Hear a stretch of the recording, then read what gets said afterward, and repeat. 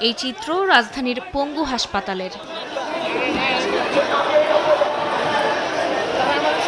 বুধবার সকালে British high commissioner Sarah কুককে সঙ্গে নিয়ে জুলাই আগস্ট আন্দোলনে আহতদের দেখতে আসেন স্বাস্থ্য উপদেষ্টা নূরজাহান বেগম। পরিদর্শন শেষে উপদেষ্টা বের হওয়ার সময় বাধে হট্টগোল। আহতদের অভিযোগ, উপদেষ্টার সঙ্গে থাকা প্রটোকলের এক ব্যক্তি ধাক্কা দিয়েছেন এক রোগীকে। হাত তোলার কারণটা কি? মানে হাত তুলবে কেন? আমাকে বেছেন না। ধাক্কা দেয়া নিয়ে হট্টগোল শুরু হলেও এ সময় সুচিকিৎসা ও জুলাই স্মৃতি ফাউন্ডেশনের অর্থ সহায়তা না পাওয়ার অভিযোগ তোলেন অনেকে।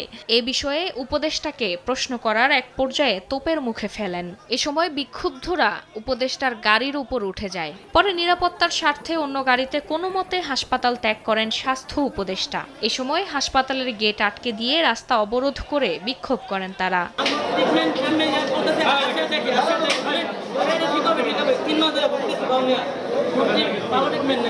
অর্ধেক পাউডারে দ্বিগুণ উজ্জ্বলতা। নতুন রিন অ্যাডভান্সড অর্ধেক পাউডারে দ্বিগুণ উজ্জ্বলতা। পরিস্থিতি নিয়ন্ত্রণে আনার চেষ্টা করলে পুলিশের সঙ্গেও তর্কে জড়ান বিক্ষোভকারীরা।